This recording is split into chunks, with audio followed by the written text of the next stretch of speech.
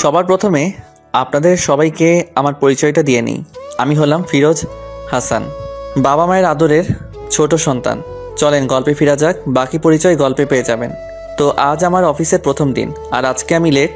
আজকে রাস্তায় অনেক জ্যাম ছিল, যার কারণে অফিসে আসতে প্রায় 30 মিনিট লেট হয়। জানি না আজকে আমার কপালে কি আছে। অফিসে আসলাম, কিছু কলিগের সাথে পরিচয় হলাম, পরে নিজের ডেস্কে বসলাম। বসতে না বসতেই পিয়ন আসলো আর বলল, স্যার আপনাকে ম্যাডাম তার কেবিনে ডেকেছেন। ঠিক আছে আমি যাচ্ছি। পিয়ন চলে গেল আর আমি ভয়ে ভয়ে ম্যাডামের কেবিনের সামনে গেলাম। কেবিনের দরজায় নক করলাম। ম্যাম আসতে পারি? আসুন। আমি নিচের দিকে তাকিয়ে কেবিনে প্রবেশ করলাম। জানি না আজকে আমার কি অবস্থা হবে। তো আপনার নাম কি? ফিরোজ হাসান। তো আজকে আপনার অফিসে প্রথম দিন, আর আজকে আপনি লেট, কারণ কি? সরি ম্যাডাম, আজকে রাস্তায় অনেক জ্যাম ছিল, যার কারণে অফিসে আসতে একটু লেট হয়ে যায়। ঠিক আছে, আজকে আপনার প্রথম দিন, তাই কিছু বললাম না।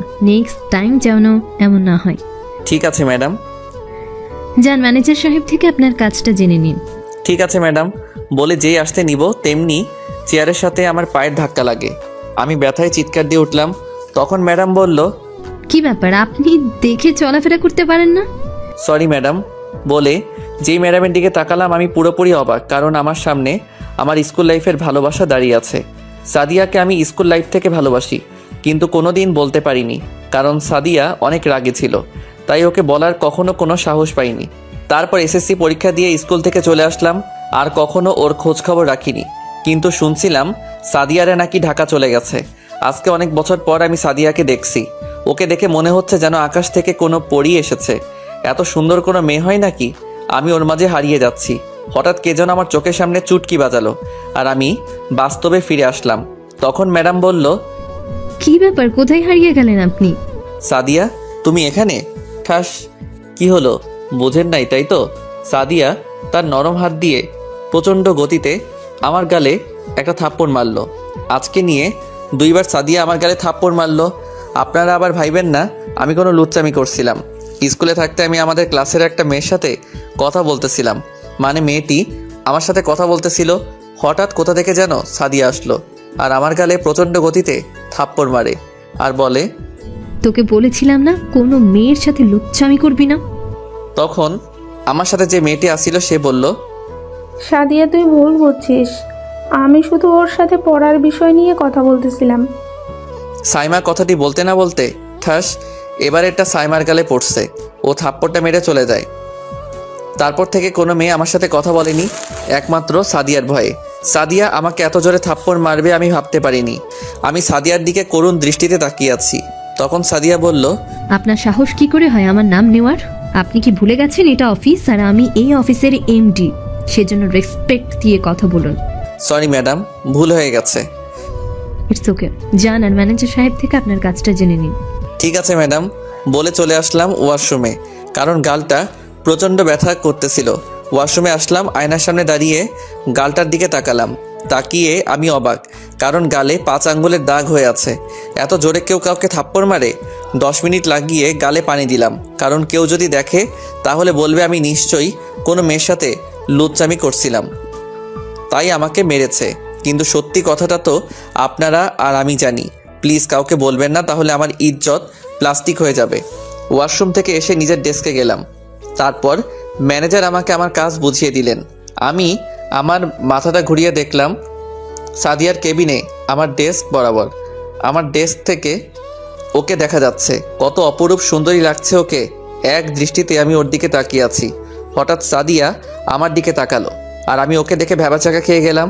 মাথা ঘুরিয়ে নিজের কাজে মনোযোগ দিলাম। কাজ করতে করতে দুপুর হয়ে গেছে, সবাই লাঞ্চ করতে যাচ্ছে, তাই আমিও উঠলাম যে আসতে নিব।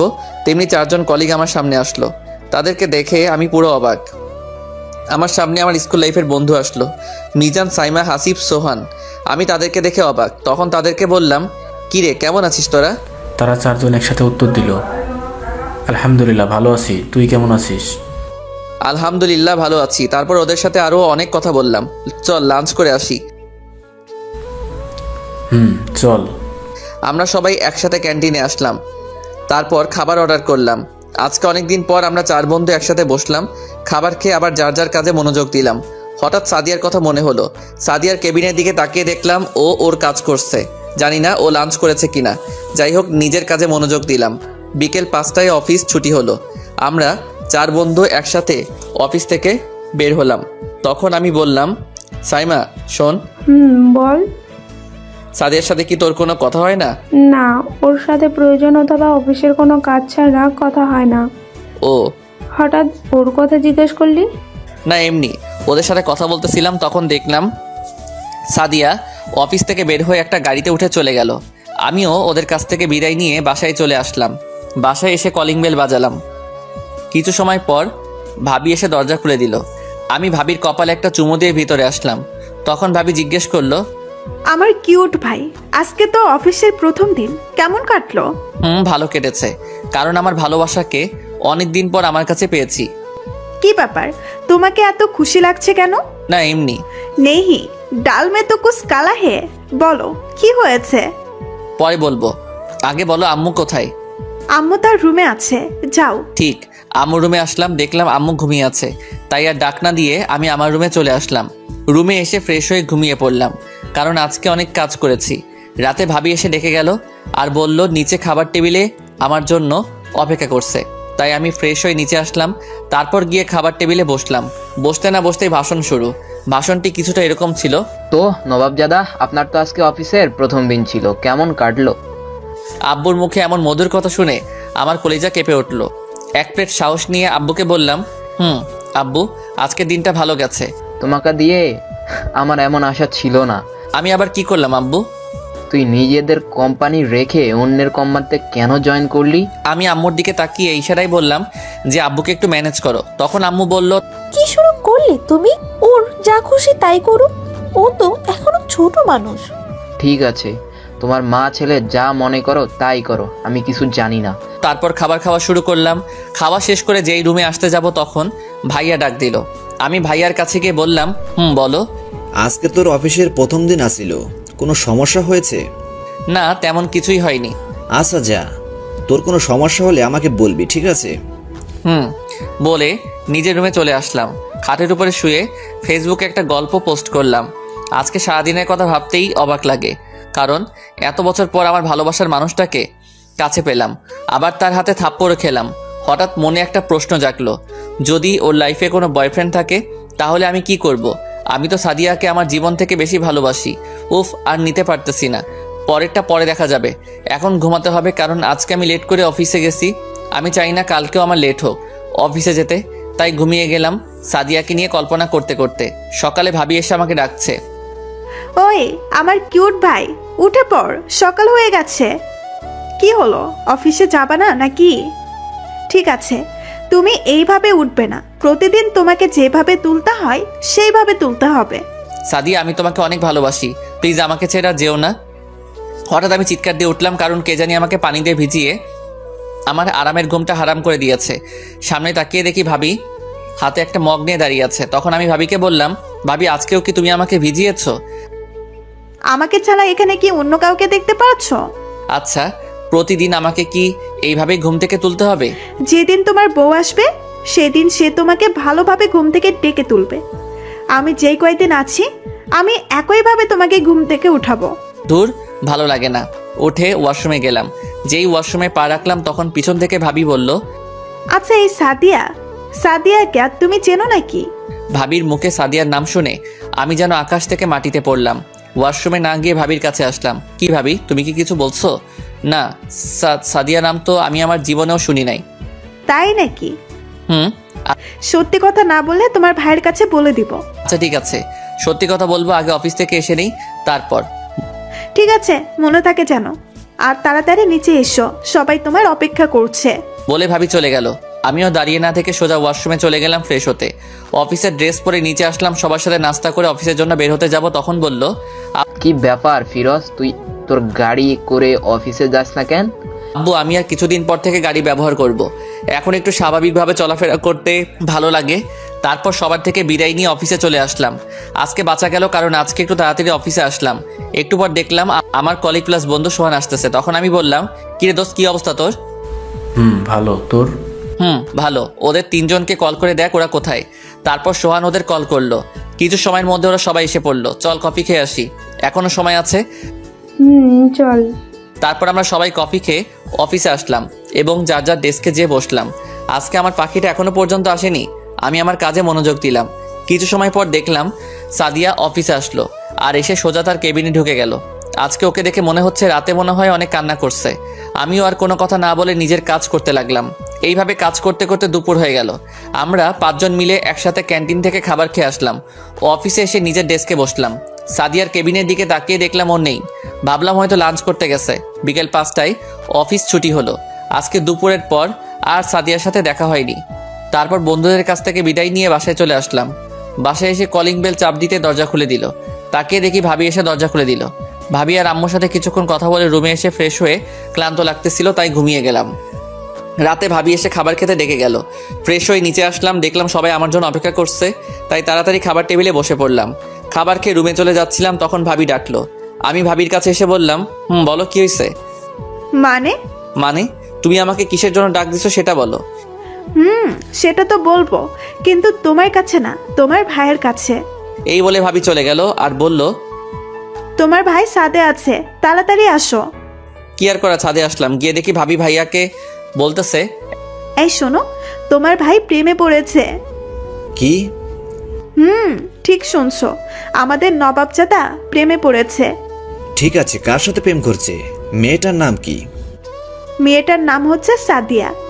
ও, তা তো আমি অনেক বছর আগে থেকে জানি, কিন্তু সাদিয়াকে পেল কোথায়? ওরা তো এখান থেকে চলে গিয়েছিল অনেক বছর আগে। এখন আপনাদের বলি যে ভাইয়া সাদিয়াকে চিনে কিভাবে। আমি যে দিন সাদিয়াকে প্রথম দেখেছিলাম ক্লাস 6-এ, সেদিন থেকে আমি সাদিয়াকে ভালোবেসে ফেলি। স্কুল থেকে বাসায় এসে ভাইয়াকে বলি সাদিয়ার কথা, কারণ আমি আমার ভাইয়ের কাছে সব কথা শেয়ার করি। ভাইয়ার আর আমার সম্পর্ক ছিল বন্ধুর মতো। আমাদের পরিবারের সবাই চিনে সাদিয়াকে, কারণ সাদিয়া আমাদের বাসায় অনেকবার এসেছিল। তাই আমি ছাদে আসলাম। ভাইয়া আমাকে দেখে আমার কাছে এসে জিজ্ঞেস করলো আমি সাদিয়াকে কোথায় দেখেছি। আমি বললাম, আচ্ছা বলো তো, আমি যে কোম্পানিতে চাকরি করি সেই কোম্পানির নাম কি? তুমি সাদিয়া ইন্ডাস্ট্রিতে চাকরি করছো, তাতে কি হয়েছে? এই কোম্পানি সাদিয়ার আব্বুর। এখন সাদিয়া ওই কোম্পানির এমডি। ও, তাহলে তুই ওর সাথে কথা বলেছিলি? বলেছিলাম। কথা না বলে গুনিটা আমাকে থাপ্পড় মারছে। হা হা, ও আগের মতো এখনো তেমনি রাগী। এতক্ষণ যাবৎ ভাবি আমার আর ভাইয়ার কথা শুনতেছিল। ভাবি বলল, তার মানে তুই সাদিয়াকে ছোট থাকতে ভালোবাসিস? আরও অনেক কথা বলে নিজের রুমে এসে ঘুমিয়ে পড়লাম। সকালে ভাবি এসে আমাকে ঘুম থেকে তুলে গেল। ফ্রেশ হয়ে নাস্তা করে অফিসের জন্য বের হয়ে গেলাম। এইভাবে চলে গেল 3 মাস। এই 3 মাসে অফিসে ভালো নাম অর্জন করেছি। সাদিয়ার ব্যাপারে অনেক কথা জেনেছি। সাদিয়া এখন পর্যন্ত সিঙ্গেল, আর সাদিয়া আমার প্রতি একটু দুর্বল হয়েছে, সেটা ওর আচার আচরণ দেখলে বোঝা যায়। তো একদিন নিজের ডেস্কে বসে কাজ করতেছিলাম, তখন পিয়ন এসে বলল, স্যার আপনাকে ম্যাডাম মিটিং রুমে ডেকেছে। ঠিক আছে আপনি যান, আমি যাচ্ছি। পিয়ন চলে গেল। আমি ভাবতেছি আমাকে আবার মিটিং রুমে কেন ডাকলো। তারপর আমি মিটিং রুমে আসলাম। আমি দরজায় নক করলাম, ম্যাডাম আসবো? আসুন। আমি ভিতরে ঢুকে পুরো অবাক, কারণ ভিতরে আমার বন্ধুরা বসে আছে। বসুন। আপনাদের সবার সাথে কিছু জরুরি কথা ছিল, যার জন্য আপনাদের ডাকা হয়েছে। আমাদের কোম্পানিতে একটা নতুন প্রজেক্ট এসেছে, সেটার জন্য আপনাদের 5 জনকে সিলেক্ট করা হয়েছে। কাজটা করতে আপনাদের সবাইকে 1 সপ্তাহের জন্য চট্টগ্রামে আমাদের যে কোম্পানি আছে সে কোম্পানিতে যেতে, আর আমাদের কালকের মধ্যে সেখানে যেতে হবে। কারো কোনো প্রশ্ন আছে? আমরা সবাই একসাথে বললাম, না ম্যাডাম, সবার থেকে বেশি খুশি আমি, কারণ আমাদের সাথে সাদিয়াও যাবে। আজকে আপনাদের ছুটি, আর কাল সকাল 10টায় আমরা রওনা দেব, তো টাইম মতো আসবেন সবাই। এই বলে সাদিয়া চলে গেল। আমরা বন্ধুরা কিছু সময় কথা বলে বাসায় চলে আসলাম। বাসায় এসে সবাইকে জানালাম যে আমি কালকে অফিসের কাজে চট্টগ্রাম যাচ্ছি। বিকেলে ভাবি আমার জামা কাপড় ব্যাগে গুছিয়ে চলে গেল। রাতে ভাইয়ার ভাবি এসে আমাকে জিজ্ঞেস করলো আমরা কে কে সেখানে যাচ্ছি। আমি ভাইয়াকে বললাম আমি, আমার 4 বন্ধু আর সাদিয়া। সাদিয়ার নাম শুনে ভাইয়া ভাবি দুজনকে অনেক খুশি লাগছে। তখন ভাইয়া বলল, দেখো ওর রাগটা ভাঙতে পারছো নাকি? সাদিয়া আমাকে অনেক জ্বালিয়েছে, এখন আমি জ্বালাবো। ঠিক আছে, যা ইচ্ছে করিস, কিন্তু মাত্রা বেড়ে কিছুই করিস না, কারণ ও অনেক রাগী। তখন ভাবি বলল, নিচে গিয়ে খাবার খেয়ে রুমে এসে ঘুমিয়ে গেলাম। কালকে সকালে তাড়াতাড়ি উঠতে হবে। সকালে ভাবি এসে ডেকে গেল। উঠে ফ্রেশ হয়ে রেডি হলাম। নিচে গিয়ে খাবার খেয়ে সবার কাছ থেকে বিদায় নিয়ে চলে আসলাম অফিসের সামনে, কারণ এখানে সবাইকে আসতে বলা হয়েছে। আমি অফিসের সামনে এসে পুরো অবাক সাদিয়াকে দেখে। সাদিয়াকে অপরূপ সুন্দর দেখাচ্ছে। সাদিয়া নীল জামা পরেছে, সাথে এক হাতে কয়েকটা নীল চুড়ি, এক হাতে ঘড়ি, কানে ম্যাচিং ঝুমকা, ঘন চুলগুলি খুলে দিয়েছে, চোখে গাঢ় কাজল টেনে, ঠোঁটে হালকা লিপস্টিক পরেছে। সাদিয়াকে দেখতে নীল পরি নীলাঞ্জনার মতো লাগছে, যার মাঝে অনায়াসে ডুব দেওয়া যায়। আমি এক পলকেই সাদিয়ার দিকে তাকিয়ে আছি। হঠাৎ মনে হলো কে যেন আমাকে ধাক্কা দিচ্ছে। তাকিয়ে দেখি আমার বন্ধুরা। তখন সাইমা বলল। সাইমার কথা শুনে আমার সব বন্ধুরা হেসে উঠল। আর সাদিয়ার দিকে তাকিয়ে দেখলাম ও লজ্জায় লাল হয়ে গেছে। সাদিয়াকে এই অবস্থায় আরও সুন্দর দেখাচ্ছে। তারপর আমরা সবাই একটা প্রাইভেট গাড়িতে উঠলাম। শালারা সাদিয়াকে আমার পাশে বসিয়েছে। আমার আরেক পাশে বসেছে মিজান, পিছনের দিকে বসেছে হাসিব আর সাইমা, আর সোহান বসেছে ড্রাইভারের সাথে। গাড়ি চলছে তার আপন গতিতে। সাদিয়া তার কানে হেডফোন লাগিয়ে আনমনে গান শুনছে, আর আমি এক দৃষ্টিতে ওর দিকে তাকিয়ে আছি। ওর টানা টানা চোখের দিকে তাকালে ওর প্রতি আরও দুর্বল হয়ে পড়ি। কিছু সময়ের পরে সাদিয়া ঘুমিয়ে পড়েছে। আমার কাঁধে মাথা রেখে মন চাচ্ছে এই সময়টাকে এই জায়গাতে আটকে রাখি। আমি ওর কান থেকে হেডফোনগুলো খুলে দিলাম। তারপর সাদিয়ার হাত থেকে মোবাইলটা নিয়ে মোবাইল ওপেন করে দেখে ওয়ালপেপারে আমার ছোটোবেলার ছবি দেওয়া। আমার মনে অনেক আনন্দ লাগছে, কারণ সাদিয়া এখনও আমাকে ভালোবাসে। সাদিয়ার মোবাইলটা ওর ব্যাগে রেখে দিলাম। তারপর আমিও সাদিয়াকে দেখতে দেখতে ঘুমিয়ে পড়লাম। কিছু সময় পর গাড়ি একটা রেস্টুরেন্টের সামনে থামলো। লাঞ্চ করার পর আবার আমাদের জার্নি শুরু। অবশেষে কয়েক ঘন্টা পর আমরা চট্টগ্রামে পৌঁছে গেলাম। আমরা সবাই একটা বাড়ির সামনে নামলাম। সামনে থেকে একটা মেয়ে এসে কিছুক্ষণ কথা বলল।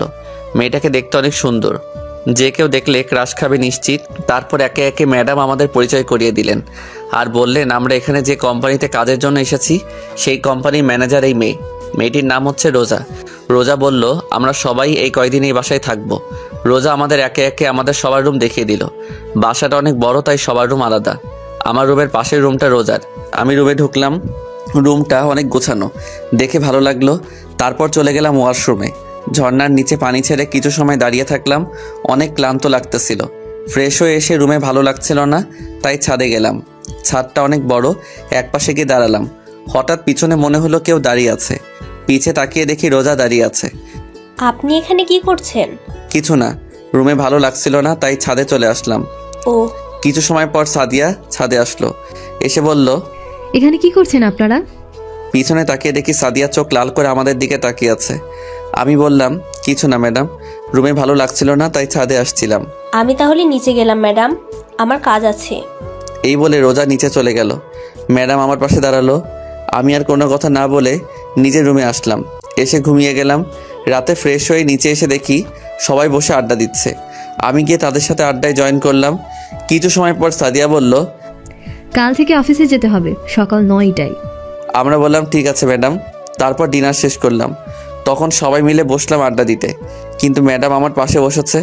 অনেক ভালো লাগছিল, কিন্তু সাদিয়াকে জ্বালাতে হবে, তাই আমি সেখান থেকে উঠে এসে রোজার পাশে বসলাম। সাদিয়া আমার দিকে চোখ বড় বড় করে তাকিয়ে আছে, তা আমার বন্ধুরা খেয়াল করেছে। তখন সাদিয়া উঠে তার রুমে চলে গেল। আমার সেখানে খেয়াল না করে আড্ডা দিতে থাকলাম। রাত 11টা বাজে। আমরা সবাই যার যার রুমে চলে এলাম। ঘুমাতে হবে, কালকে আবার অফিস আছে। শুয়ে শুয়ে ভাবতে লাগলাম কাল থেকে সাদিয়াকে কিভাবে চালাবো। কিছু সময় পর ঘুমিয়ে গেলাম। সকালে রোজা এসে ঘুম থেকে ডেকে তুলে গেল। ফ্রেশ হয়ে নিচে চলে আসলাম। নাস্তা করে নির্দিষ্ট সময় সবাই অফিসে চলে আসলাম। আমাদের যে কাজের জন্য এখানে আসা সেই কাজ শুরু করে দিলাম। এইভাবে আরও 5টা দিন চলে গেল। আজকে আমরা যেই প্রজেক্ট নিয়ে কাজ করছিলাম তা শেষ হলো। সবাই আজকে অনেক খুশি। তারপর সবাই বাসায় আসলাম। এই কয়দিনে রোজা অনেকটা চেঞ্জ হয়ে গেছে, কারণ সে আপনি থেকে এখন তুমি বলা শুরু করেছে, আর আমাকেও তুমি করে বলতে বলেছে। এই কয়দিন সাদিয়াকে অনেক ইগনোর করেছি। ও অনেকবার কথা বলতে এসেছিল, কিন্তু আমি কোনো কথা বলিনি। ছাদে এসে দাঁড়িয়ে আছি। পেছন থেকে কি করছো এখানে? তেমন কিছু না। ও আচ্ছা, তোমাকে একটা কথা বলার ছিল। বলো। কিভাবে যে বলি। সমস্যা নেই, তা বলার বলে ফেলো। না কিছু না, এমনি আর কি। আমি আর কিছু বললাম না। কিছু সময় পর সাইমা এসে ডেকে গেল ডিনার করার জন্য। আমি আর রোজা একসাথে নিচে আসলাম। খাবার টেবিলে গিয়ে বসলাম। সাদিয়া বলল আমরা তোমাদের সবাইকে একটা গুড নিউজ দিতে চাই। সবাই আগ্রহ নিয়ে সাদিয়াকে জিজ্ঞেস করলাম কি। আমাদের প্রজেক্টটা ভালোভাবে শেষ হওয়ার কারণে আমরা আরও 5 দিন এখানে থেকে এনজয় করব, আর কালকে আমরা যাচ্ছি কক্সবাজার। সবাই অনেক খুশি হলো। তারপর খাবার খেয়ে সবাই আড্ডা দিতে বসছে। আমি ওদেরকে বললাম আমার ভালো লাগছে না, তাই আমি রুমে চলে আসলাম। আজকে অনেক ক্লান্ত লাগতেছিল, তাই ঘুমিয়ে পড়লাম। সকালে ঘুম থেকে উঠে ফ্রেশ হয়ে নিচে আসলাম। নাস্তা করে কিছু সময় পর সবাই রওনা দিলাম কক্সবাজারের উদ্দেশ্যে। কিছু সময়ের মধ্যে আমরা কক্সবাজার সমুদ্র সৈকতে পৌঁছে গেলাম। সেখানকার একটা হোটেলে আমাদের রুম বুক করা হলো। রুমে আসলাম, ফ্রেশ হয়ে সবাই চলে আসলাম লাঞ্চ করতে। রুমে এসে বসলাম, তখন সাইমা রুমে আসলো। কি রে দোস্ত, তুই এমন করছিস কেন? আমি এখন আবার কি করলাম? মানে তুই না সাদিয়াকে ভালোবাসিস, তাহলে তাহলে তুই ওকে এভাবে এমনভাবে ইগনোর করছিস কেন? ভালোবাসি, কিন্তু কিভাবে বলবো তুই বল। তুই তো জানিস সাদিয়া কেমন। বুঝলাম। তুই এক কাজ করে দেখতে পারিস, তবে সাদিয়া তোকে ভালোবাসে নাকি? কি? সাইমা আমাকে যা বললো তা আপনাদের কিছু সময়ের পর জানানো হবে। সাইমা চলে গেল। আমিও আর কিছু না ভেবে বাইরে চলে আসলাম। বিকেলে সবাই একসাথে বের হলাম। ঘোরাতে যাওয়ার কথা ছিল, তাই সবাই সাগরের পাড়ে আসলাম। সবাই একসাথে হাঁটছি। আমি সাদিয়াকে বললাম, সাদিয়া তোমার সাথে একটু কথা ছিল। বলো কি কথা? এমন সময় সাদিয়ার মোবাইলে কল আসলো, আর সাদিয়া কল ধরে যা বলল তা শুনে আমরা সবাই অবাক। জান বলো, কেমন আছো তুমি? সাদিয়া মোবাইলে কথা বলতে বলতে সাইডে চলে গেল। আমার চোখটা পানিতে ভরে গেল। হঠাৎ রোজা বলল, ফিরোজ চলো আমরা এই পাশে যাই। রোজা কথাটা বলতে না বলতেই সাদিয়া আমার দিকে এমনভাবে তাকালো যেন আমি কোনো বড় অপরাধ করে ফেলেছি। আমি বললাম ঠিক আছে চলো। এখন সবাই আমার দিকে তাকিয়ে আছে। আমি আর কোনো কথা না বলে রোজাকে নিয়ে অপর দিকে চলে আসলাম, কিন্তু ভালো লাগছিল না।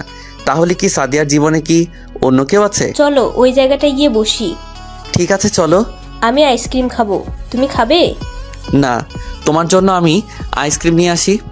আইসক্রিম এনে রোজার হাতে দিলাম। রোজা আমাকে একটা হেল্প করতে পারবে? বলো কি হেল্প? বলো, তোমার জন্য সব করতে পারবো। রোজা আমার সাথে ভালোবাসার অভিনয় করতে পারবে প্লিজ? মানে কি বলতে চাচ্ছ তুমি? আমি সাদিয়াকে ভালোবাসি। আমি জানি না ও আমাকে ভালোবাসে নাকি, তাই সবার সামনে আমার একটু অভিনয় করব যেন আমার প্রেমিক প্রেমিকা। ঠিক আছে, আমি রাজি। তখন আমার বন্ধুরা, হঠাৎ খেয়াল করলাম রোজার হাসি মুখটা ফ্যাকাশে হয়ে গেল, বুঝলাম না কেন। তখন আমার বন্ধুরা আসলো। তারপর সবাই বসে বসে সূর্য অস্ত যাচ্ছে তা দেখলাম। সবাই খুশি ছিল, কিন্তু একজন খুশি ছিল না, সে হলো আমি। কিছু সময় পর সবাই মিলে একটা রেস্টুরেন্টে ঢুকলাম। সেখানে সবাই অনেক এনজয় করলাম। ডিনার করে রুমে চলে আসলাম। ওয়াশরুমে এসে পানি ছেড়ে ঝর্ণার নিচে বসে পড়লাম। অনেক কান্না আসতেছে। ফ্রেশ হয়ে খাটে বসে মোবাইলে সাদিয়ার ছবি দেখতে লাগলাম। কত মায়াবী লাগছে সাদিয়াকে। সারাটা রাত না ঘুমিয়ে কাটিয়ে দিলাম। এইভাবে আরও একটি দিন চলে গেল। এখন সবাই ভাবছে রোজার সাথে আমার কিছু চলছে, কিন্তু সত্যটা কি তা শুধু আমি আর রোজা জানি। সারাদিন সবাই অনেক মজা করলাম, কিন্তু বিকেলবেলা এমন কিছু ঘটবে তা কেউ আশা করতে পারিনি। কারণ বিকেলবেলা আমরা সবাই সমুদ্র পাড়ে হাঁটছি। হঠাৎ রোজা আমার সামনে হাঁটু গেড়ে বসলো আর বলতে লাগলো, ফিরোজ আমি তোমাকে অনেক ভালোবাসি। যেদিন থেকে তোমাকে প্রথম দেখেছিলাম সেদিন থেকে তোমার প্রতি আমার একটা ভালো লাগা কাজ করছে। প্লিজ আমাকে ফিরিয়ে দিও না, আমি তোমাকে অনেক ভালোবাসি। রোজা কথাগুলো বলতে না বলতেই ঠাস ঠাস এমনভাবে 4 থাপ্পড় এসে আমার গালে পড়ে। থাপ্পড়গুলো অনেক জোরে পড়ে, মাথাটা ভনপন করে ঘুরাচ্ছে। সামনে তাকিয়ে দেখি থাপ্পড়গুলো আর কেউ না, সাদিয়া এসে বেড়েছে। সবাই অবাক হয়ে সাদিয়ার দিকে তাকিয়ে আছে। সাদিয়া কান্না করতে করতে বলতে লাগলো, তোকে অনেক ভালোবেসেছিলাম, আর তুই ছি, ছোট বলে তোকে যেদিন ছেড়ে চলে গিয়েছিলাম সেই দিন অনেক কান্না করেছিলাম। ভেবেছি তোকে আমি হারিয়ে ফেলেছি। তোকে যেদিন অফিসে দেখেছিলাম তখন তোকে দেখে অনেক খুশি হয়েছিলাম। মনে হচ্ছিল আমি আমার হারিয়ে যাওয়া ভালোবাসাকে আবার খুঁজে পেয়েছি। সেদিন তোকে থাপ্পড় মেরেছিলাম কারণ তোর প্রতি আমার অনেক অভিমান হয়েছে। সেদিন রাত্রে বাসায় গিয়ে অনেক কেঁদেছিলাম, তোকে থাপ্পড় মেরেছিলাম তাই। আবার খুশিতেও, কারণ আল্লাহ তাআলা আমাকে আবার ভালোবাসা ফিরিয়ে দিয়েছে। আমি ভেবেছিলাম তোকে প্রপোজ করব, কিন্তু তুই তো আমার সাথে কথাও বলতি না। হঠাৎ নতুন প্রজেক্ট আসে, তাই আমি ভাবি তোকে সেখানে ঘুরতে গিয়ে প্রপোজ করব, কিন্তু তুই এখানে এসে আমাকে একবারই ইগনোর করছিস। ভেবেছিলাম হয়তো অভিমান করেছিস, তাই কক্সবাজার আসার প্ল্যান করি। ভেবেছিলাম এখানে তোকে প্রপোজ করব, কিন্তু তুই এখানে এই মেয়ের সাথে লজ্জামি করছিস। আর কখনো আমার সামনে আসবি না, আমি তোকে ঘৃণা করি, আই হেট ইউ বলে সাদিয়া কান্না করতে করতে চলে গেল। সাদিয়ার পিছে আমার বন্ধুরাও চলে। যদি কোনো সমস্যা হয় তাই। আর আমি সেই জায়গায় মূর্তি হয়ে দাঁড়িয়ে আছি। আমি কি করলাম? যেই মেয়ে আমাকে এত ভালোবাসে আমি তার ভালোবাসার পরীক্ষা নিচ্ছিলাম। ও আপনাদের তো বলা হয়নি সেই দিন সাইমা আমাকে কি বলেছিল, তাহলে শুনুন, মানে পড়ুন। বুঝলাম। তুই এক কাজ করে দেখতে পারিস। তবে সাদিয়া তোকে ভালোবাসে নাকি? কি করতে হবে? শোন, মেয়েরা যাকে ভালোবাসে তাকে অন্য মেয়েদের সাথে দেখতে পারে না। তাই তুই এক কাজ কর, সাদিয়ার সামনে অন্য মেয়েদের সাথে থাকবি, কথা বলবি, তাহলে দেখতে পারবি সাদিয়া তোকে ভালোবাসে নাকি। বেশি কিছু হবে না, আমি আছি তো। আমি আর কিছু না বলে রুম থেকে বের হয়ে যাই। বাইরে এসে সাইমার কথাগুলো বলছিলাম, হঠাৎ কাঁধে কারো স্পর্শ করে পিছনে তাকিয়ে দেখি রোজা। কি হয়েছে তোমার? কোনো সমস্যা? না, কোনো সমস্যা নাই। তারপর রোজা সেখান থেকে চলে যায় আর আমিও রুমে চলে আসলাম আর এসে শুয়ে পড়লাম। বাকিগুলো আপনারা তো জানেনই। সেখানে বসে বসে ভাবছিলাম আমি এটা কি করে ফেললাম, কেন ওর ভালোবাসার পরীক্ষা নিতে গেলাম। মেয়েটা কত ভালোবাসে আমাকে আর আমি তা বুঝতে পারলাম না। অনেক কান্না করলাম, আমার ভুলের কারণে আজকে এমন হলো। অনেক লেট করে হোটেলে আসলাম। নিজের রুমে এসে দেখলাম সব বন্ধুরা বসে আছে সাদিয়া আর রোজা ছাড়া। হঠাৎ ঠাস সোহান আমাকে থাপ্পড় মারলো আর বলতে লাগলো, কেন এমন করেছিস ওর সাথে? ও তো স্কুল লাইফ থেকে তোকে ভালোবাসতো, তাই তো ও কোনো মেয়ের সাথে তোকে মিশতে দিত না। তারপরে তুই বুঝলি না। আমি সোহানাকে জড়িয়ে ধরে বললাম, ভাই বিশ্বাস কর, আমি শুধু ওর মুখ থেকে বের করতে চেয়েছিলাম যে ও আমাকে ভালোবাসে। তুই কি জানিস না মেয়েদের বুক ফোটে কিন্তু মুখ থেকে কথা বের হয় না? সরি দোস্ত, আমি আর এমন করব না। সাদিয়াকে বল না একবার আমার সাথে কথা বলতে। সাদিয়া তো বিকেল থেকে এসে রুমে ঢুকেছে আর বের হয়নি। ওকে অনেক ডেকেছি তবুও কোনো কাজ হয়নি। কথাটা শোনা মাত্র আমি দৌড়ে সাদিয়ার রুমের দরজার সামনে দাঁড়িয়ে অনেক ঢাকলাম, কিন্তু ও দরজা খুললো না। আমার বন্ধুরা আমাকে ধরে রুমে নিয়ে আসলো। রাত না ঘুমিয়ে কাটিয়ে দিলাম আমরা। সকালবেলা এমন কিছু হবে তা আমি ভাবতেই পারিনি। ভোর রাতে সাইমা, সোহান, হাসিব, মিজান ওরা সবাই ঘুমিয়ে যায়। সকালে সবার ঘুম থেকে ওঠার আগে আমি সাদিয়াকে রুমের সামনে আসলাম। আধা ঘন্টা লাগিয়ে দরজায় নক করলাম। তারপর সাদিয়া এসে দরজা খুলে দিল। সাদিয়াকে দেখে আমার চোখে কান্না এসে পড়লো। এ মনে হয় সারা রাত না ঘুমিয়ে কান্না করতে করতে কাটিয়ে দিয়েছে। চেহারাটা একদম বাজে দেখাচ্ছে, চোখের নিচে কালো দাগ হয়ে গেছে। হঠাৎ আমি ওর হাতের দিকে খেয়াল করলাম, ওর হাতে ওর জামা কাপড়ের ব্যাগ। মনে হচ্ছে ও এখান থেকে চলে যাবে। আমার ভাবনা কাটিয়ে সাদিয়া বলল, একটু সাইড হয়ে দাঁড়ান, আমি বের হব। আমার ওর চলে যাওয়ার কথা শুনে আমার রাগ উঠে গেলে রাগে ওর হাত ধরে রুমের ভিতরে নিয়ে দরজা লাগিয়ে দিলাম। সাদিয়া ভয়ে চুপসে গেছে, এটা ওর চেহারা দেখে বোঝা যাচ্ছে। কোথায় যেতে চাচ্ছিলে? কি হলো, এমন মরা কান্না করছো কেন? কেউ কি মারা গেছে? আমি কাউকে জবাব দিতে বাধ্য নই। সাদিয়া, তুমি কালকে যা দেখেছো তা সব ভুল। আমি তোমাকে অনেক ভালোবাসি। প্লিজ আমাকে বোঝানোর একটু সময় দাও। প্লিজ আপনি এখান থেকে চলে যান। সাদিয়া প্লিজ একটু সময় দাও আমাকে বোঝানোর, প্লিজ একটু সময়। আপনি যদি এই মুহূর্তে এখান থেকে চলে না যান তাহলে আমার মরা মুখ দেখবেন। ঠিক আছে চলে যাচ্ছি, কিন্তু একটা কথা বলতে চাই, তুমি অনেক বড় ভুল করছো। কান্না করতে করতে চলে আসলাম। রুমের দরজা খুলে দেখি বন্ধুরা দাঁড়িয়ে আছে। আমি ওদেরকে কিছু না বলে নিজের রুমে চলে এলাম। সব জামা কাপড় গুছিয়ে বাইরে চলে আসলাম। কি হয়েছে? তুই তোর জিনিসপত্র গুছিয়ে নিলি কেন? সব দোষ আমার জন্যই হয়েছে সব। চল, সব এখন আমিই ঠিক করে দিব। দেখ দোস্ত, তুই চলে যাস না, সব কিছু ঠিক হয়ে যাবে। না রে দোস্ত, বাসায় একটু সমস্যা হয়েছে তাই চলে যাচ্ছি। ভুলে যাস না আমরা তোর বন্ধু, আমাদের কাছে তুই মিথ্যা কথা বলছিস। সব হারামিগুলো এসে আমাকে জড়িয়ে ধরলো। দোস্ত এখন আমার যেতে হবে, প্লিজ আমাকে যেতে দে। অনেক বোঝানোর পর ওরা আমাকে ছাড়লো। দেখলাম সাইডে রোজা দাঁড়িয়ে আছে। রোজা, তুমি আমার জন্য যা করেছো তার জন্য অনেক ধন্যবাদ তোমাকে। আল্লাহ হাফেজ, আর দেখা নাও হতে পারে। চলে আসলাম সেখান থেকে। বুকটা অনেক ব্যথা করছে। অনেক কষ্টে বাসে উঠলাম। অঝরে চোখের পানি পড়ছে, যেন কান্নার বাঁধ ভেঙে গেছে। অপরদিকে সাদিয়াও কারো কোনো কথা না শুনে বের হয়ে গেল। অনেক কষ্টে বাসায় আসলাম। বাসার কলিং বেল চাপতেই ভাবি এসে দরজা খুলে দিল। আমাকে দেখে জড়িয়ে ধরল। বাসার ভিতরে ঢুকলাম। কেমন আছো ভাবি? তোকে ছাড়া কিভাবে ভালো থাকি? তোকে ছাড়া পুরো বাসা খালি লাগছিল, এখন তুই এসে পড়েছিস, এখন সবাই ভালো থাকবে। কি হয়েছে ফিরোজ, তোর অবস্থা এমন কেন? মনে হয় রাতে ঘুমাস না, কান্না করিস। আরে না, কি বলো, তোমাদের থেকে অনেকদিন দূরে ছিলাম, আবার জার্নি করে এসেছি, তাই এমন দেখাচ্ছে। ফিরোজ, আমি তোকে সত্যি কথা বলতে বলেছি। আরে কিছু না, তুমি বলো আম্মু কোথায়? আম্মু তার রুমে হয়তো ঘুমাচ্ছে। ঠিক আছে ভাবি। আমি আমার রুমে গেলাম। রুমে চলে এলাম। ভিতরটা কেমন জানি লাগছে। ওয়াশরুমে চলে আসলাম। ঝর্ণায় পানি ছেড়ে ইচ্ছে মতো কাঁদতে লাগলাম। মন যাচ্ছে চিৎকার করে বলতে, কেন হলো আমার সাথে এমন। ঘন্টাখানেক পরে রুমে এলাম। অনেক ক্লান্ত লাগছে, তাই ঘুমিয়ে গেলাম। রাতে ভাবি খেতে ডেকেছিল, কিন্তু ভালো লাগছিল না, তাই যাইনি। আবার ঘুমিয়ে গেলাম। হঠাৎ অনেক ক্ষুধা লাগছে, কারণ গতকাল থেকে কিছুই খাইনি। ঘড়ির দিকে তাকিয়ে দেখলাম ভোর 4টা বাজে। ভাবি রুমের সামনে গিয়ে 2-1 বার বাগ দিতেই ভাবি দরজা খুলে দিয়ে বলল, আমি জানতাম তোমার খিদে লাগবে, তাই তোমার খাবার ফ্রিজে রেখে আসছিলাম, চলো এখন। থ্যাংক ইউ ভাবি। তারপর ভাবি আমাকে খাবার গরম করে দিল। ভাবি আমার ভালো লাগছে না, প্লিজ আমাকে খাইয়ে দিবে। ঠিক আছে। ভাবি আমাকে খাইয়ে দিতে লাগলো। হঠাৎ ভাবি আমাকে জিজ্ঞেস করলো, তুই কি আমাকে একটা কথা বলতে পারবি? কি কথা? সেখানে কি হয়েছিল আমি সব জানতে চাই। ভাবি আমি এসব নিয়ে এখন তোমার সাথে কথা বলতে পারবো না, প্লিজ, জোর করো না প্লিজ, বলে সেখান থেকে চলে আসলাম রুমে। এভাবে আরও 2 দিন চলে গেল। কারোর সাথে কোনো প্রকার কথা বলিনি। ভাবি খাবারের জন্য ডাকলে খেতাম না। রাতে ছাদে বসেছিলাম। হঠাৎ ভাইয়া আর ভাবি আসলো। ভাইয়া আমাকে জিজ্ঞাসা করলো সেখানে কি হয়েছিল। ভাইয়াকে সব কিছু খুলে বললাম। ঠাস, ভাইয়া আমাকে একটা থাপ্পড় মারলো। বলেছিলাম না বেশি কিছু না করতে, তারপরও কেন করলি?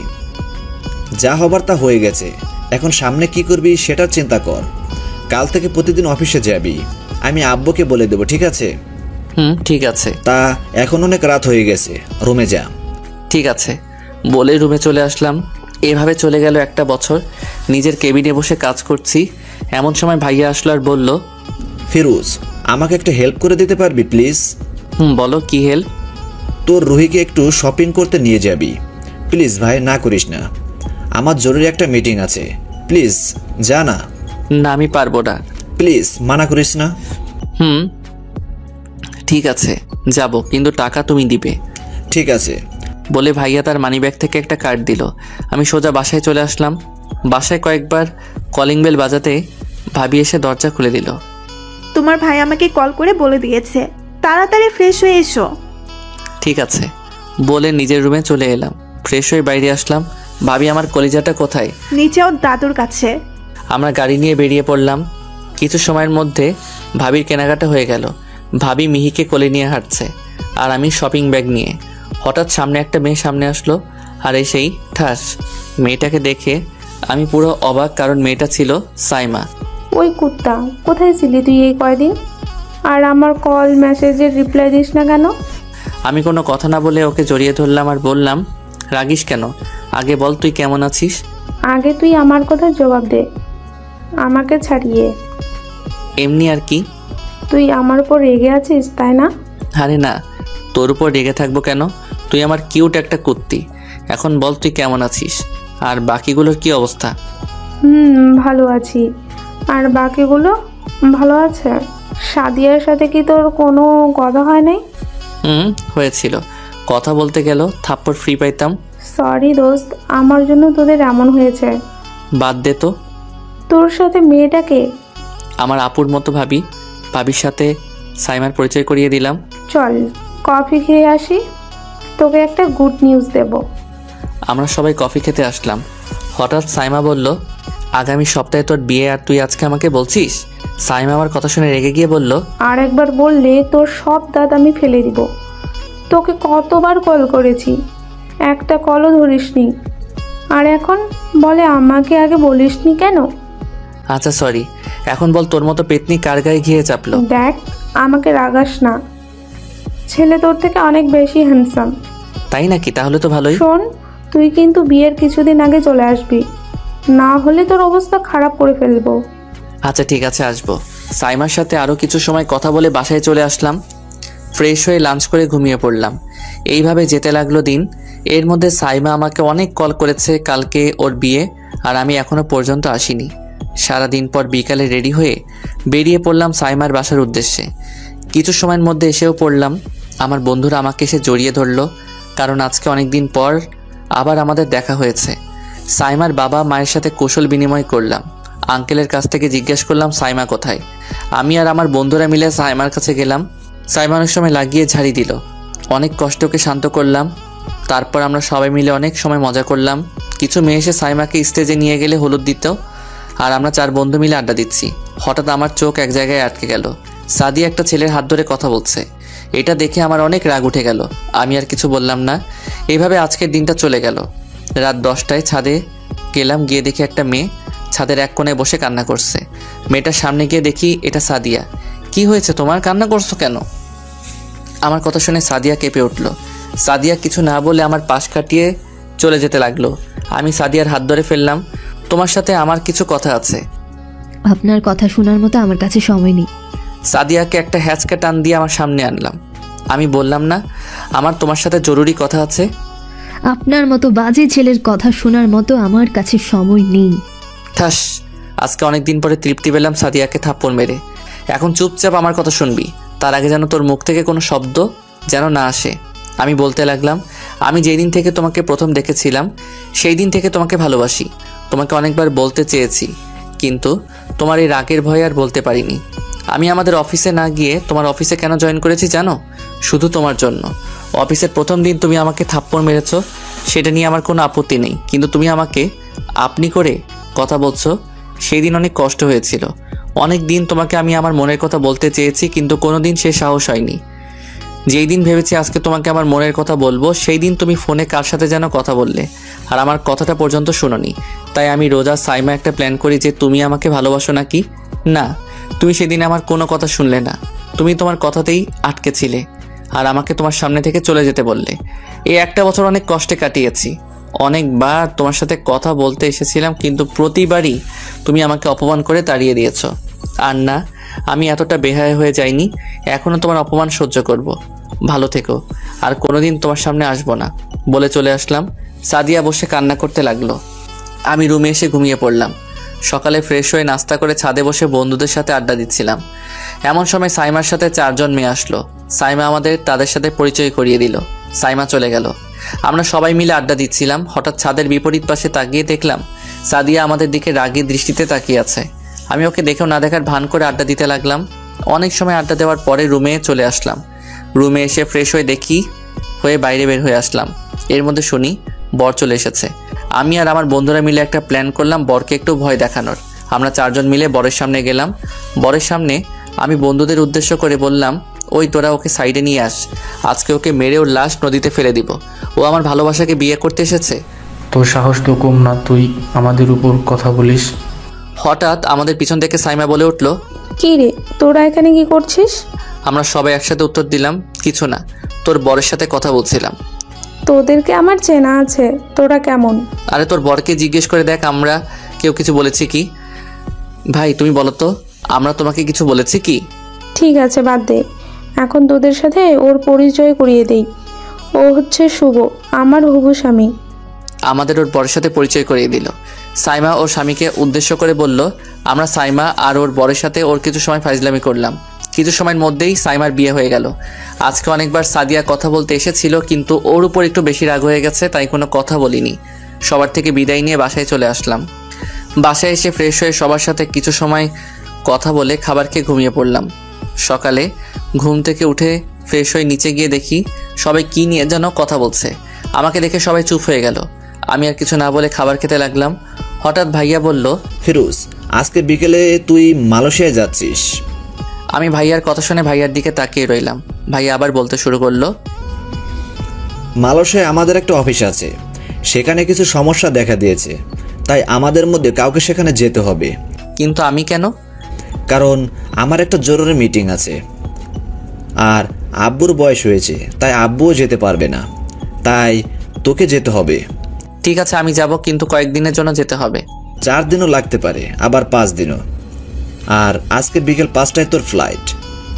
আচ্ছা ঠিক আছে। খাবার শেষ করে রুমে চলে এলাম।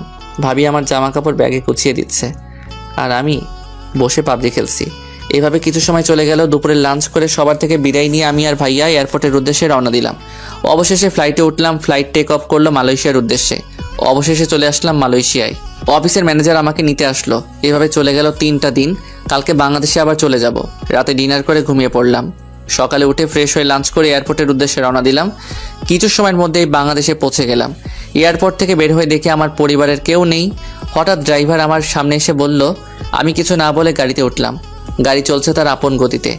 এর মধ্যে আমি বাসায় অনেকবার কল করেছি, কিন্তু কেউ ফোন রিসিভ করেনি। মনের ভিতর কেমন জানি একটা সন্দেহ সৃষ্টি হলো। আর কিছু না ভেবে কিছু সময়ের মধ্যে বাসায় পৌঁছে গেলাম। কিন্তু বাসায় পৌঁছে আমি পুরো অবাক। পুরো বাস ডেকোরেশন করা হয়েছে। আমি ভাবতে লাগলাম আজকে কি এমন যে এত আয়োজন করা হলো। বাসার কলিং বেল বাজাতেই ভাবি এসে দরজা খুলে দিল। কেমন আছো ভাবি? ভালো আছি, তুই কেমন আছিস? ভালো।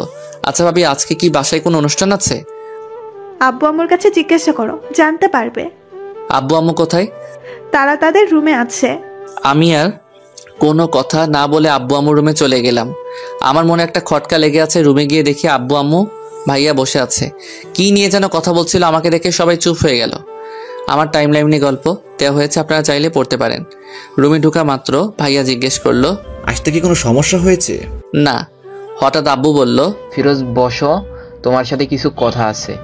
আব্বু ফ্রেশ হয়ে আসি, তারপরে কথা বলি। আমি বলছি না তোমার সাথে কিছু কথা আছে।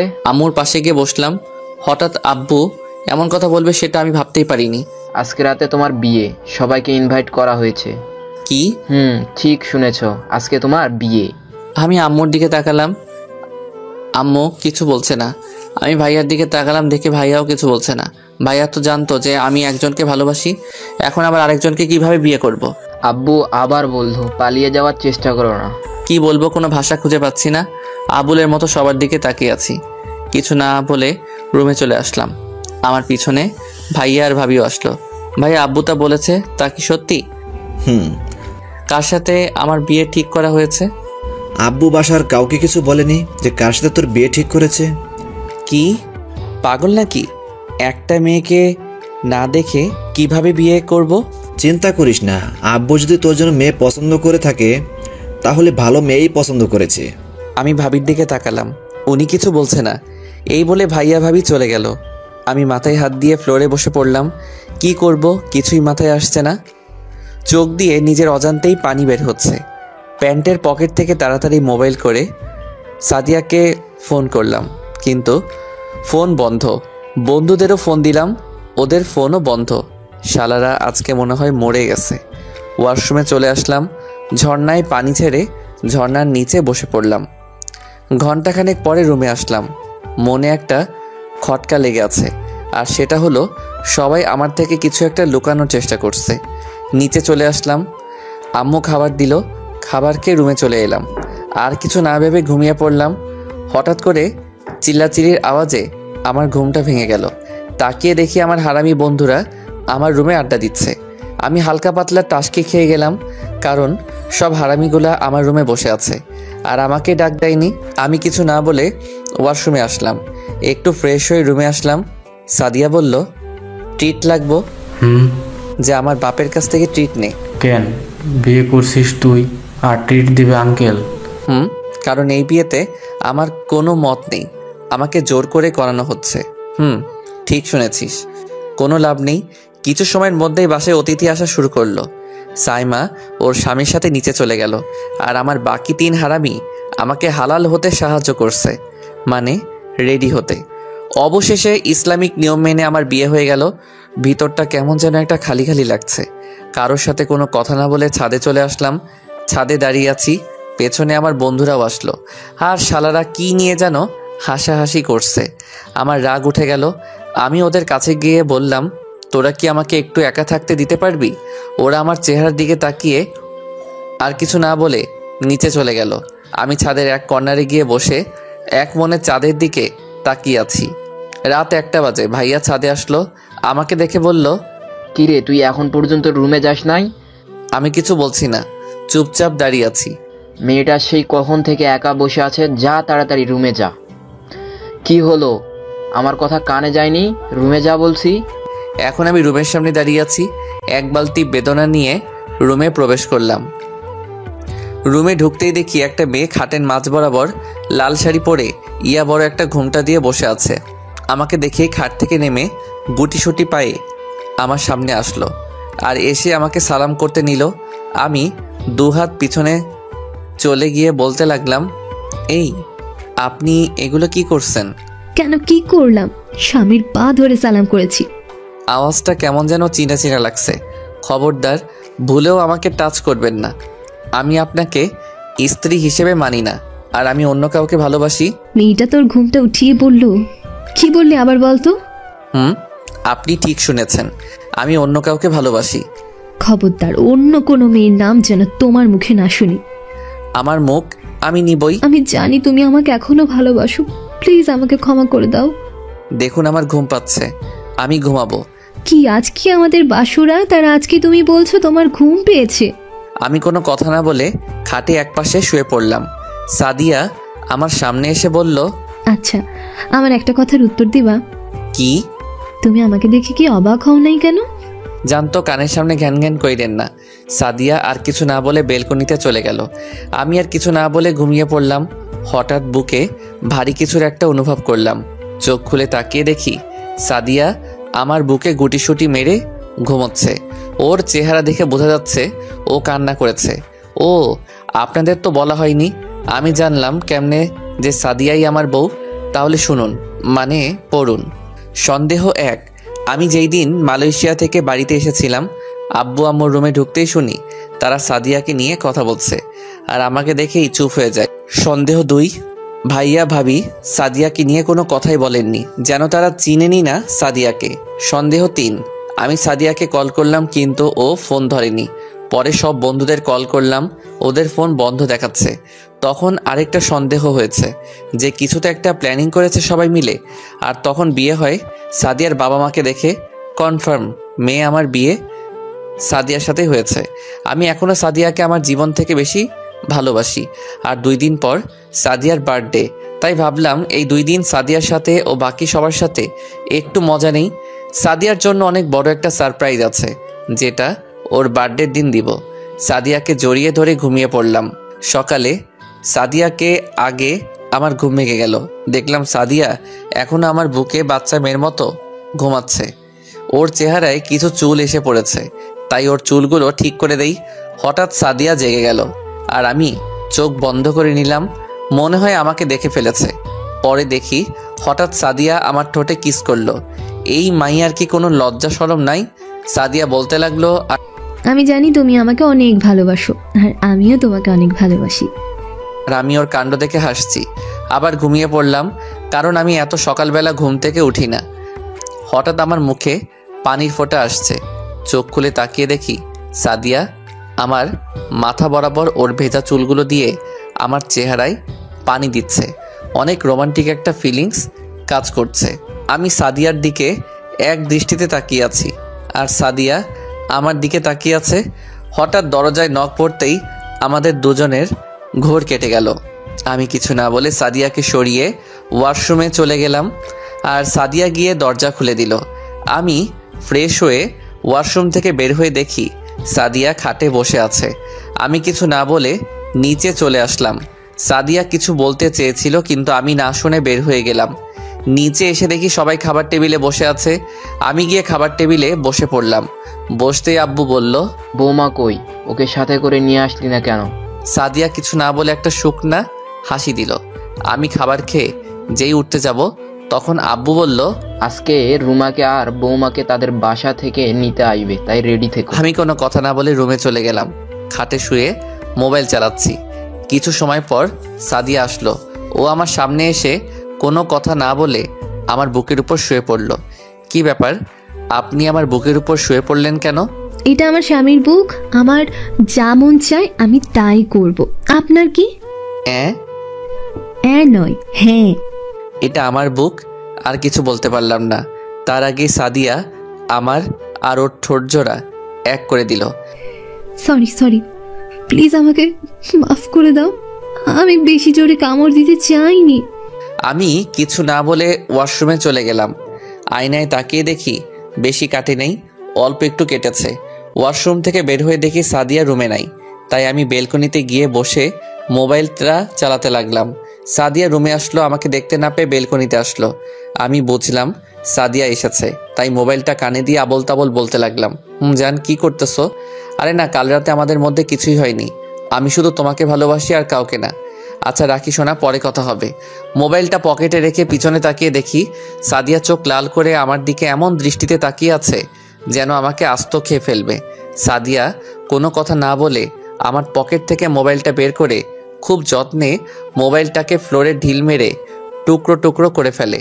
আর কিছু না বলে কান্না করতে করতে চলে গেল।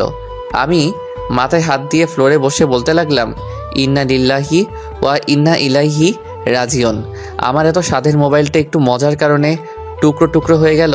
কিছু সময় নিরাপত্তা পালন করে বেলকনিতেই বসে রইলাম। হঠাৎ নিচে থেকে অনেক আওয়াজ আসছে, তাই নিচে চলে এলাম। নিচে এসে দেখি শ্বশুরবাড়ির লোকজন এসেছে। সবার সাথে কুশল বিনিময় করে আমার রুমে চলে এলাম। রুমে এসে বসে আছি, এমন সময় সাদিয়ার কাজিনরা আসলো। আসতে পারি দুলা ভাই? আসো। ভাইয়া, আপনি কি কোনো কাজ করছিলেন নাকি? মানে আমরা কি আপনাকে ডিস্টার্ব করলাম নাকি? না, আমি জাস্ট ফেসবুক চালাচ্ছিলাম। তখন দরজার দিকে তাকিয়ে দেখি সাদিয়া দরজার কাছে পালিয়ে আমাদের কথা শুনছে। তাই আমি সাদিয়াকে লাগানোর জন্য বললাম, বিয়ের সময় তোমরা কোথায় ছিলে? আগে জানলে তো সাদিয়াকে বিয়ে না করে তোমাদের দুইজন থেকে যেই কোনো একজনকে বিয়ে করতাম। বেশ কাম হয়ে গেছে। সাদিয়া তো তেলে বেগুনে জ্বলে উঠল, কিছু না বলে চলে গেল।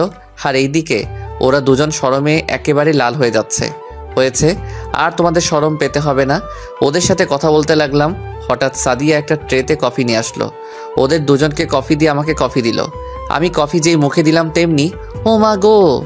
আমার চিৎকার দেওয়ার কারণ হচ্ছে সাদিয়া আমাকে যেই কফিটা দিয়েছে সেটা লবণ দিয়ে বানানো হয়েছে আর অনেক গরম, যার কারণে মুখে দিতেই কাটা জায়গায় লেগেছে। আর আমার অবস্থা টাইট। আমার চিৎকার শুনে ওরা তিনজন কেঁপে উঠল। সাদিয়ার দিকে তাকিয়ে দেখি ও মুচকি হাসছে। আমার আর বুঝতে বাকি রইল না যে এটা সাদিয়া ইচ্ছে করে করেছে। আমি হাত দিয়ে ইশারায় মারিয়া আর রূপাকে বাইরে যেতে বললাম। ওরা বাইরে চলে গেল।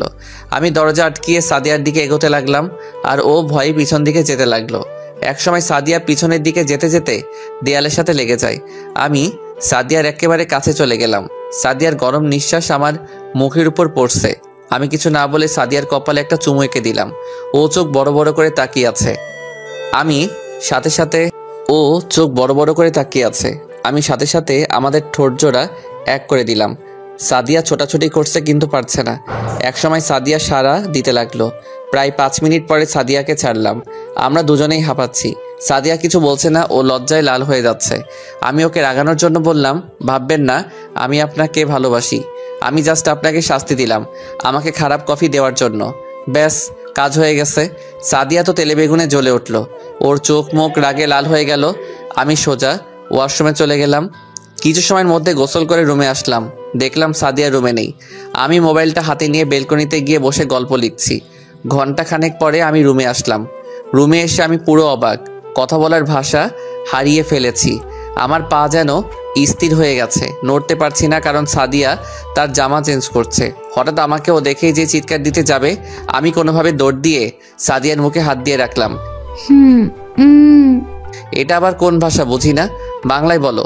আমি সাদিয়ার মুখ থেকে হাত সরাতেই শুরু হলো এক অন্যরকম ভাষণ। কুত্তা, শুয়োর, রাম ছাগল, লুচ্চা। ওই চুপ, এত গালি দেশ কেন? তুই এখানে আসলি কেন? তুই দেখোস না আমি জামা কাপড় চেঞ্জ করছি? আমি কি জানতাম না কি তুই জামা কাপড় চেঞ্জ করছিস? তুই রুমে আসলি কেন? আমি তো রুমেই ছিলাম, মানে বেলকনি।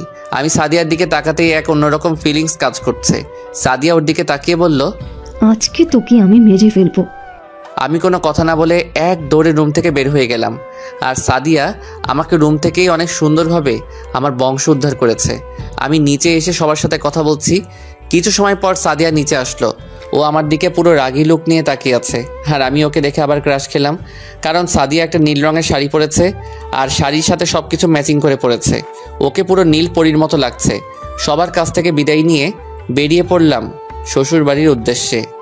আমি, সাদিয়া, রূপা আর মারিয়া আমার গাড়ি দিয়ে যাচ্ছি। আমি ড্রাইভ করছি আর সাদিয়া আমার পাশের সিটে বসে বাইরের দিকে তাকিয়ে আছে, আর রূপা, মারিয়া পিছনের সিটে বসে আছে। গাড়ি চলছে তার আপন গতিতে। হঠাৎ একটা ফুচকার দোকান দেখলাম। সাদিয়ার ফুচকা অনেক পছন্দ, তাই ওর রাগটা কমানোর জন্য একটা প্ল্যান করলাম। তাই সবাইকে বললাম, তোমরা ফুচকা খাবে নাকি? রূপার মারিয়া রাজি হয়ে গেল, কিন্তু যার জন্য বললাম সে কিছুই বলল না। আমি বললাম, ওখানে অনেক সুন্দর সুন্দর মেয়ে বসে আছে, আসো আমরা যাই। আমার কথা শুনে সাদিয়া রাগী চোখে আমার দিকে তাকালো। আমি মনে মনে বললাম ডোজ কাম করছে। গাড়ি থেকে নেমে পিছনের দিকে তাকিয়ে দেখি সাদিয়া ও গাড়ি থেকে নেমেছে। আমি একটা মুচকি হাসি দিলাম। আমার 4 জন মিলে ফুচকার দোকানে ঢুকলাম। ঢুকে আমি অবাক, কারণ এখানে অনেক কাপল বসে বসে প্রেম করছে। আমরা একটা টেবিলে বসলাম। তারপর আমি 3 প্লেট ফুচকা অর্ডার করলাম। কিছু সময়ের মধ্যে ফুচকা নিয়ে আসলো। ওরা 3 জন ফুচকা খাচ্ছে আর আমি এক দৃষ্টিতে সাদিয়ার দিকে তাকিয়ে আছি। এটা দেখে রূপা আর মারিয়া হাসছে। ভাইয়া আপনি খাবেন না? যার আশায় বসে আছি সে তো কিছু বলে না। সাদিয়া কিছু না বলে এক মনে খাচ্ছে। আমি বললাম, আজকে আমি অনেক সুন্দর একটা দৃশ্য দেখেছি। সাদিয়া চোখ বড় বড় করে আমার দিকে তাকিয়ে আছে। কি দেখছেন ভাইয়া, আমাদেরও বলুন। আজকে আমি রুমে যাই। আর কিছু বলতে পারলাম না, তার আগে সাদিয়া আমার মুখে একটা ফুচকা ঢুকিয়ে দিয়ে ওদের বলল, তোরা এত কথা বলস কেন? চুপচাপ খা। আর আমি অন্যদিকে তাকিয়ে হাসছি। আমার মন চাচ্ছিল সাদিয়ার হাতে খেতে, তাই এই প্ল্যান করি। অনেক হাসি পাচ্ছে তাই না? আমি আর কিছু বললাম না, কারণ সাদিয়া রেগে যাচ্ছে। সবার খাওয়া শেষ হলে বিল দিয়ে আবার জার্নি শুরু করলাম। পুরো রাস্তায় আর কেউ কোনো কথা বলেনি। অবশেষে সাদিয়াদের বাসায় চলে আসলাম। বাসায় এসে সবার সাথে কুশল বিনিময় করলাম। সাদিয়ার বাবা বলল, সাদিয়া আগে হাঁটতে লাগলো আর আমি ওর পিছনে। সাদিয়া আমাকে একটা রুমে নিয়ে গেল। রুমটা অনেক সুন্দর করে সাজানো হয়েছে আর দেয়ালে ওর অনেক ছবি আটকানো। তা দেখে বোঝা যাচ্ছে এটা সাদিয়ার রুম। যেই খাটে বসতে যাব, সাদিয়া আমার শার্টের কলার ধরে টান দিয়ে দেয়ালের সাথে চেপে ধরে বলল, ওই সময় তো দৌড় দিয়ে বেঁচে গেছিলি, এখন কি হবে তোর? এই মাইয়া এত তুই তাই করে কথা বলে কেন বুঝি না। কি হলো, কথা বল। আমি কোনো কথা না বলে সাদিয়ার কোমরে হাত দিয়ে টান দিয়ে আমার একেবারে কাছে নিয়ে আসলাম। আরেক হাত দিয়ে ওর মাথার পেছনে হাত দিয়ে চুলগুলো ধরে আমাদের ঠোঁট জোড়া এক করে দিলাম। সাদিয়া আর কিছু বলল না, শুধু তাল মিলিয়ে গেল। কিছু সময়ের পর মারিয়া এসে আমাদেরকে ডেকে নিচে নিয়ে গেল। তারপর আর কি শুরু হলো জামাই আদর নামের টর্চার। আমি আর খেতে পারছি না, তাই সাদিয়ার দিকে তাকালাম। কিন্তু এ কি, এই মাইয়ার তো কোনো খেয়ালই নেই, এক মনে খেয়ে যাচ্ছে। আমি সাদিয়াকে অনেকভাবে ইশারা করলাম, কিন্তু সে আমার দিকে তাকাইয়ে না। তাই বাধ্য হয়ে মারিয়াকে বললাম, জানো মারিয়া, আজকে আমি আর সাদিয়া অনেক সুন্দর একটা দৃশ্য দেখেছি, তাই না সাদিয়া? আমার কথা শুনে সাদিয়ার খাবার আটকে গেল গলায়। পানি খেয়ে বলল, আম্মু আর খেতে পারবে না, ওকে অনেক টর্চার করেছো। আমি সাদিয়ার দিকে তাকিয়ে একটা হাসি দিলাম, কারণ ডোজ কাজ করেছে। অতঃপর আমাকে টর্চার করা শেষ হলো। হঠাৎ মারিয়া বলল, ভাই তুমি কি জানি দেখছো, বলো না। সবাই আগ্রহ নিয়ে আমার দিকে তাকিয়ে আছে।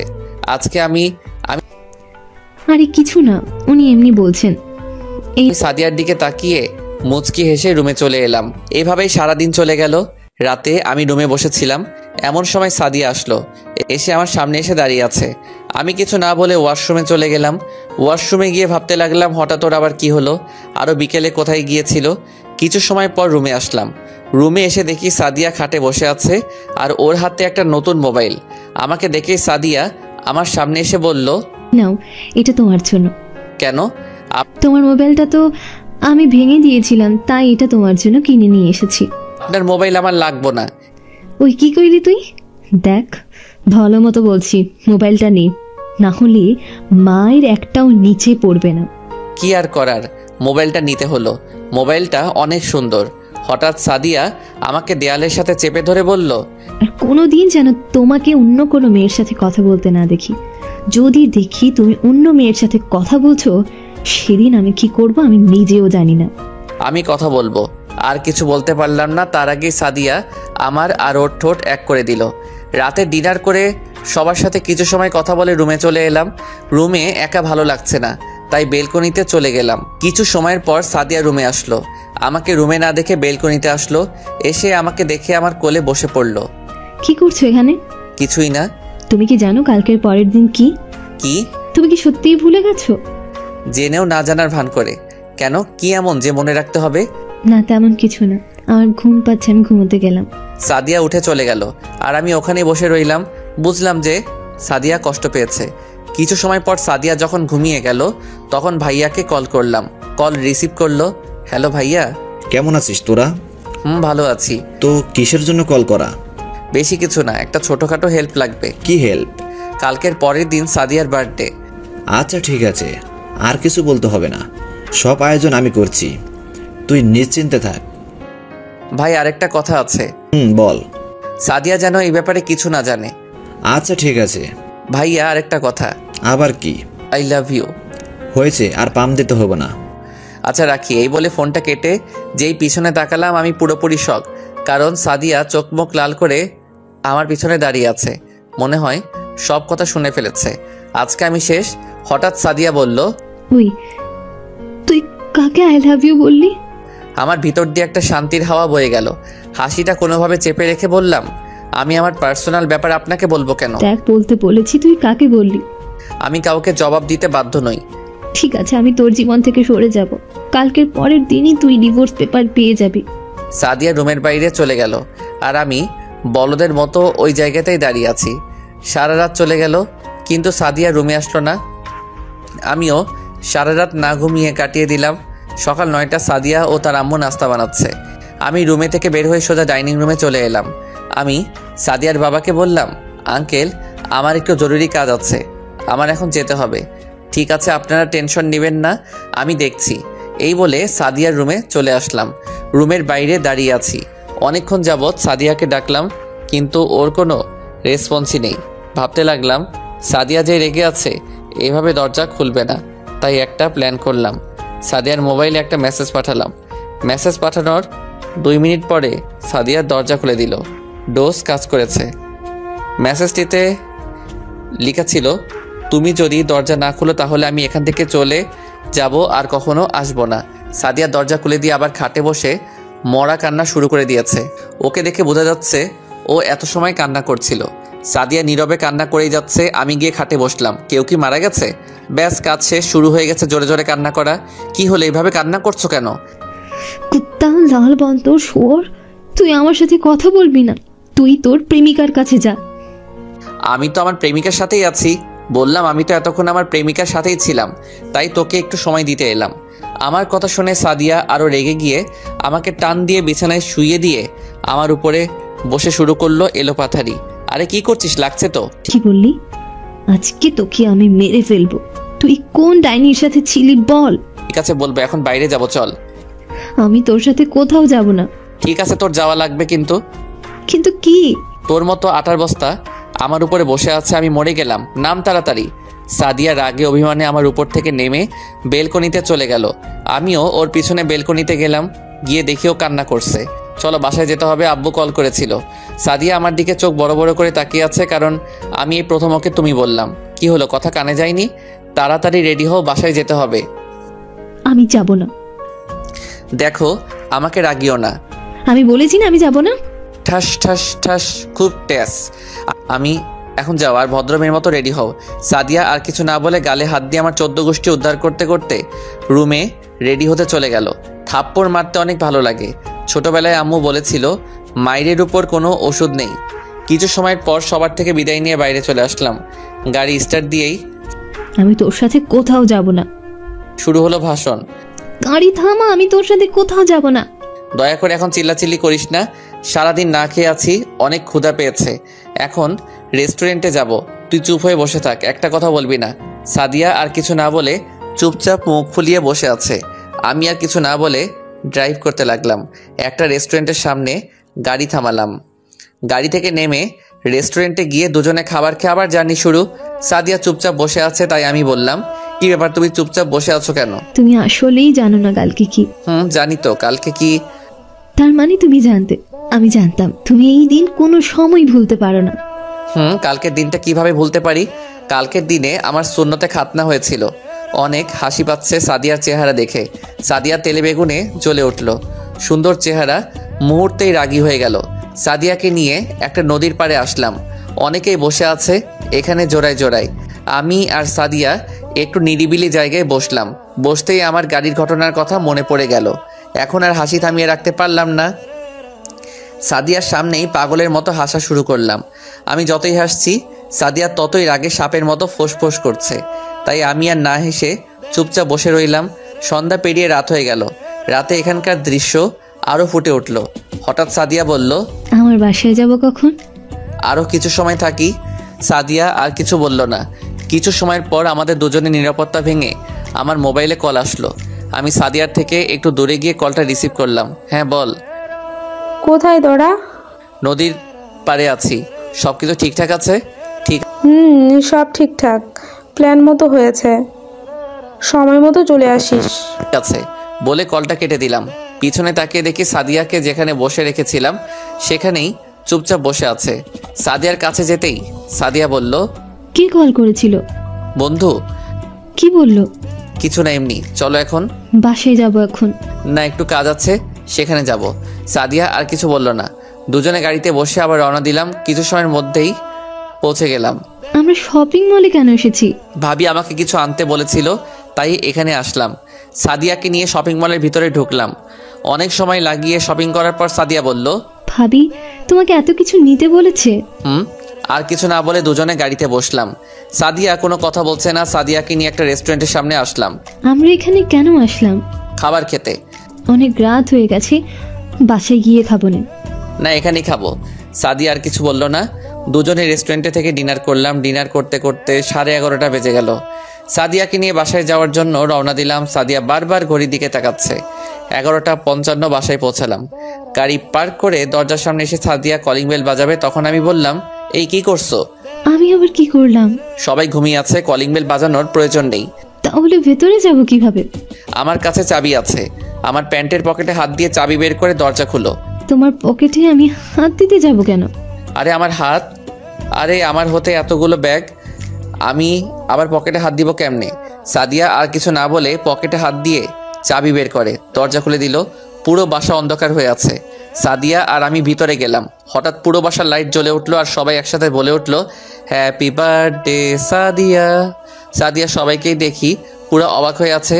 সবাই সাদিয়াকে উইশ করছে। আমি কিছু না বলে সেখান থেকে আমার রুমে চলে এলাম। তোমাদের সবার মনে আছে আমার বার্থডের কথা? সবাই একসাথে বলল, ঘন্টাখানেক পরে সাদিয়া রুমে আসলো। রুমে এসে দেখে রুম অন্ধকার হয়ে আছে। রুমের লাইট জ্বালিয়ে সাদিয়া শক, কারণ পুরো রুম পুতুল দিয়ে ভর্তি। হঠাৎ রুম থেকে কান্না করার শব্দ আসছে। আমি বেলকনিতে দাঁড়িয়েছিলাম। কান্নার শব্দ পেয়ে রুমে গিয়ে দেখি সাদিয়ার চোখের পানি আর নাকের পানি এক করে দিয়েছে। সাদিয়ার সামনে গিয়ে বললাম, কি হলো, কান্না করছো কেন? সাদিয়া কোনো কথা না বলে আমাকে জড়িয়ে ধরে আরো জোরে জোরে কান্না শুরু করে দিল। কি হলো, কান্না করতেছো কেন? তুমি আমাকে এই কয়দিন এত কষ্ট দিলে কেন? কি, আমি তোমাকে কখন আবার কষ্ট দিলাম? তুমি বললাম কে? সাদিয়াকে আর কিছু বলতে না দিয়ে আমাদের ঠোঁট জোড়া এক করে দিলাম। কিছু সময় পর সাদিয়াকে ছেড়ে দিলাম। দুজনেই জোরে জোরে শ্বাস নিচ্ছে। আমি কিছু বলতে যাব, হঠাৎ সাদিয়া আবার পাগলের মতো কিস করতে লাগলো। কিছু সময় পর ছাড়লো। সাদিয়া কিছু বলতে যাবে, তখন আমি দুটো শপিং ব্যাগ সাদিয়ার হাতে দিয়ে বললাম, এগুলো পড়ো। আমি নিচে গেলাম। আমি নিচে চলে আসলাম। কিছু সময় সবার সাথে কথা বলে রুমে চলে আসলাম। রুমে এসে আমি পুরো অবাক। সাদিয়াকে নীল শাড়িতে নীলপরীর মতো লাগছে। আমি এক দৃষ্টিতে সাদিয়ার দিকে তাকিয়ে আছি। সাদিয়া আমার সামনে এসে ঠোঁটে ছোট্ট করে কিস করে বলল, কি জনাব, এমন ড্যাব ড্যাব করে কি দেখছেন আমার নীলপরীকে? তাই? চলেন ছাদে যাব। কি এত রাতে? এখন আমাকে কোলে তুলেন। নয়, হ্যাঁ, এখন তুমি আমাকে কোলে নিয়ে ছাদে যাবে। কি আর করার, সাদিয়াকে কোলে নিয়ে ছাদে আসলাম। সাদিয়াকে বুকের সাথে জড়িয়ে দোলনায় বসে আছি। নিরাপত্তা ভেঙে সাদিয়া বলল, জানো, আমার অনেক স্বপ্ন ছিল কোনো এক রাতে তোমার বুকে মাথা রেখে চাঁদ দেখব। তাই? আচ্ছা, স্কুলে তোমার ক্রাশ কে কে ছিল? আমার স্কুল লাইফে একটাই ক্রাশ ছিল, আর সে হলো তুমি। আমি তোমাকে অনেক অনেক ভালোবাসি। কখনো আমাকে ছেড়ে যাবে না তো? আমিও তোমাকে অনেক অনেক ভালোবাসি, আর মৃত্যুর আগ পর্যন্ত শুধু তোমাকেই ভালোবেসে যাব। আচ্ছা শোনো, কাল থেকে আমি আমার আব্বুকে বলে রেখেছি, কাল থেকে তুমি আর আমি আমার যে অফিস আছে সেটা দেখাশোনা করব। সাদিয়ার মুখটা আমার মুখের সামনে এনে এক গভীর কিস দিয়ে বললাম, আমার স্কুল লাইফের ক্রাশ এখন আবার অফিসের বস।